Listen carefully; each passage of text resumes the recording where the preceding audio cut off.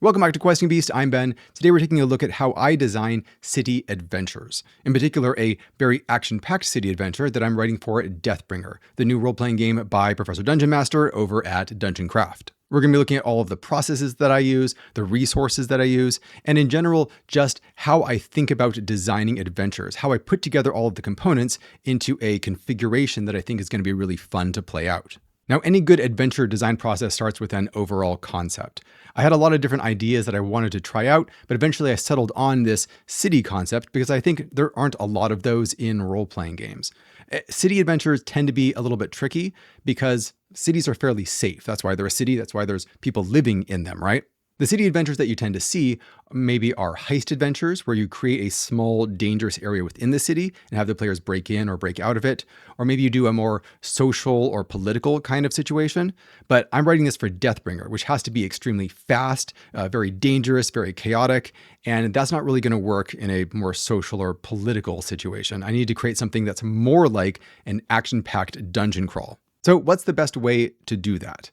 My initial idea was to create a kind of siege situation where the city was under siege by enemy forces, and that would create some chaos that the players had to deal with or maybe fight off, but ultimately that seemed a little bit too static for me. I wanted there to be lots of crazy situations and to force the players to move.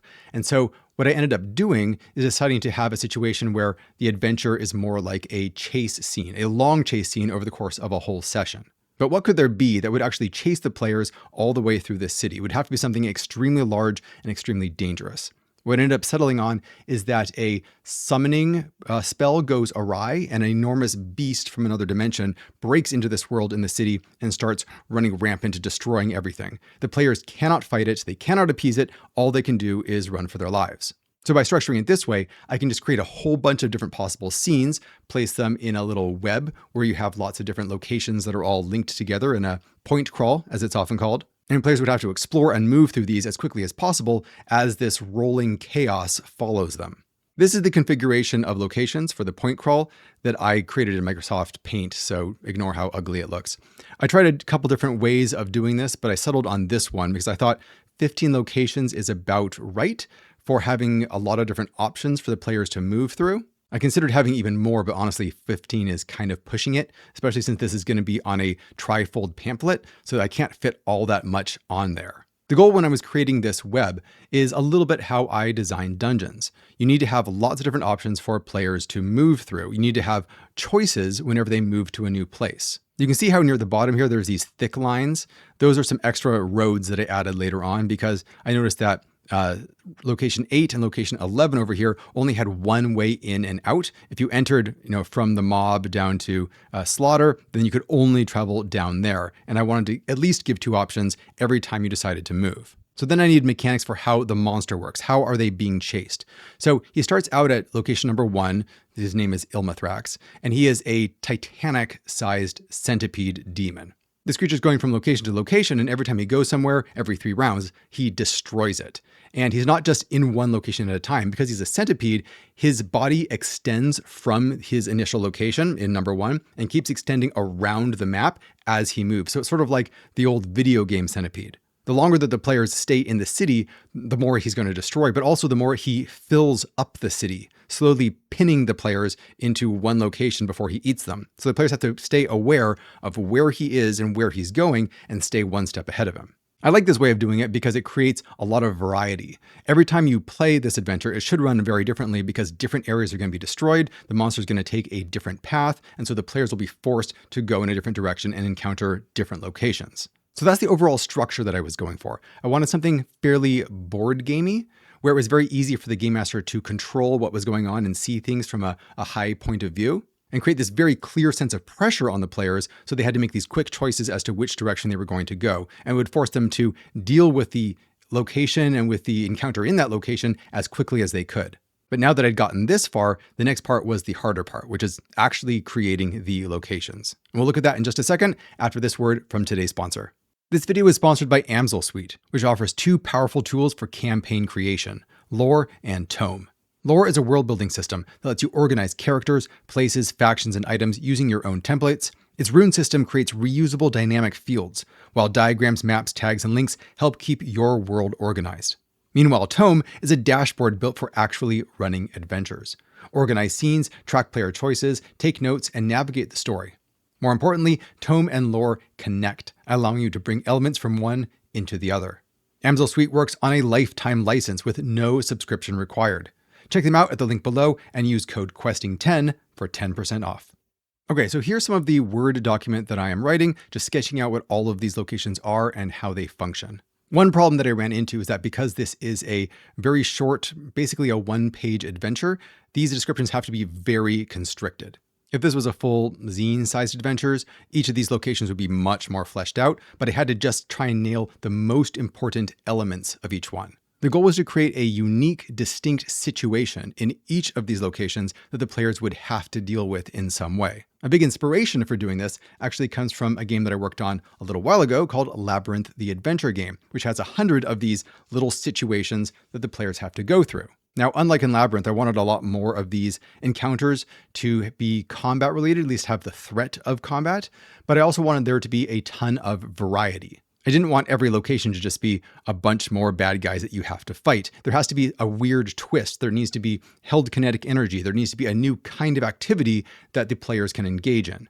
This keeps them constantly thinking and coming up with new creative solutions, which is always my goal. In order to brainstorm lots of ideas, lots of different kinds of situations, I drew heavily on Knave 2nd Edition, which has tons of random tables designed exactly for this purpose.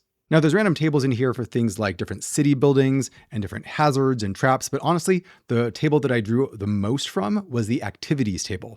This comes from the encounter section. So the way it's set up is that whenever you have a random encounter in Knave, you can roll on this table to see what those people are doing. But it's also a really great resource to just come up with new kinds of situations. So I would just scan down this list and see, what do we got here? We have people who are camping or climbing, collecting, maybe they are dousing some flames, maybe they're dueling with other people. And I would just pick a couple of those that seemed like they would make for an interesting problem for the players to solve.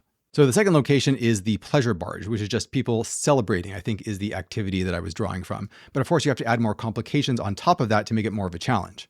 It says, the street dead ends at the edge of a canal. A gangplank extends from the pavement to the deck of an opulent barge. Now, one of the reasons I want to set this on a pleasure barge in the middle of a canal is that it's on a boat. Boats are really great because they move, they can tip. There's lots of held kinetic energy present on a boat. So on the boat, there are 4 bodyguards who, there we go, prevent anyone from boarding and disturbing the party. The drunk nobles seem oblivious to the chaos unfolding around them. And has some features down here, just some other elements in the scenes, huge wine barrel, food, drugs, and a barge pole.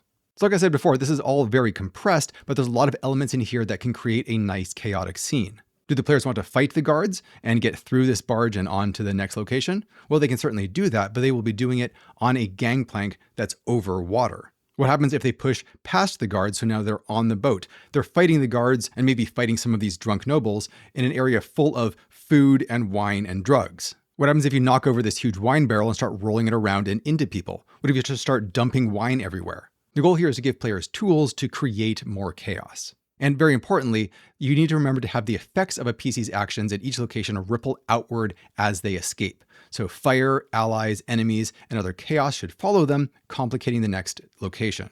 Or here's another one, the mob. The square up ahead is packed with a crowd running in and out of buildings whose upper stories are ablaze. The crowd is looting the buildings. A PC pushing through the crowd requires a round and a DC 15 strength check. After 3 rounds, the whole area is ablaze and impassable without taking D6 damage. So do you want to take the risk and just have a strong character try and push their way through and make a hole? If you fail at doing that, though, you'll have lost more time and the monster could possibly be getting closer. Are you going to take time to try and grab some loot instead? Or are you going to think outside the box and find a way to clear out this crowd that doesn't involve just brute force? Maybe you have a spell in your inventory that you can cast that will frighten them. Or maybe you can get one of the panicked horses, attach it to a cart, and just ride it straight through the crowd. Or maybe you want a more straightforward combat situation, where you have the Inquisition. Incense and the sounds of whips fill the air. A procession of 8 Inquisitors blocks the way and tries to seize the party. The Inquisitors are unconcerned for their own safety and only wish to punish whoever is responsible for Ilmathrax's birth. One of them is a metal golem that opens like an Iron Maiden. Now, 8 Inquisitors is a lot of people, but remember that the players don't have to kill them all. This is an escape mission. They just have to get past them. Maybe they can convince the Inquisitors that they aren't actually responsible for this. Although there is one of the possible hooks for this adventure is that they got the ritual scroll and gave it to the sorcerer who cast the spell, so they actually are responsible for it. Maybe they can try and surrender to the Inquisitors, hoping that they will take them captive and escort them out of the city with an armed guard, which is kind of what they want anyway. Now, there's 4 different exits to this adventure. They're all at the southern end of the city because they are the docks. And this created a really interesting challenge for me because I wanted them all to be ships. 4 different ships that you can choose from to get out of here, depending on which location you get to first. How could I make each of these situations as diverse and interesting as possible, while also the most susceptible to being broken by the crazy stuff that the players have been dragging with them as they've been escaping? So for example, there's the slave ship here. So during all the chaos of the city being destroyed, these people are just grabbing civilians off the street and stuffing them in the hold. This creates a lot of held energy because if you get onto the ship and free these people, you now have a small army backing you up. Or there's the Autarch's galleon, which has only a skeleton crew on board, but they're very heavily armed with like a ballista and crossbows. So if you try and get in a boat and sail over to them and get on board their ship, they'll just shoot you down. This is the kind of situation where you want to sneak onto their ship, maybe by swimming underwater, and try and take the ship by stealth. The Swarm has a ship that is being overrun by ghouls that are crawling out of the water and up the side of the ship and killing everyone on board. So do you want to get on board the ship too and try and fight off the ghouls with the crew, or maybe just light the whole ship on fire and get rid of the ghouls that way? And finally, the Mutiny, where a bloody brawl has broken out on the deck of the ship tied to the docks. So there's 2 factions, one of which is loyal to the captain and wants to stay and save some civilians, and another that wants to get out of there right away. And you have to remember that all of this is happening as in the distance, you can see this massive centipede devouring the city, getting closer and closer. Now that the adventure is still in its draft stages, I need to clean it up a bit more. I need to test it with some of my kids to see if it works really well, but I'm really happy with how it's turning out. I'm trying to kind of simulate the effect of being in an action movie while also being very open-ended and giving the players lots of choices. The adventure can end in any number of ways, including with the entire party dead, or perhaps absolutely victorious with a galleon with a whole bunch of new friends that they've made sailing off into the sunset. And most importantly, I want them to have accomplished this through their own wits, by looking at the situation they're in and making choices that accomplish their goals, even if those choices are not what the Game Master or any of the other players would expect them to do. Now, obviously, this is kind of a unique take on the city adventure. I think most city adventures aren't going to involve being chased through the city by a giant monster, but hopefully it gives you a little bit of a window into how I think when I'm writing these things.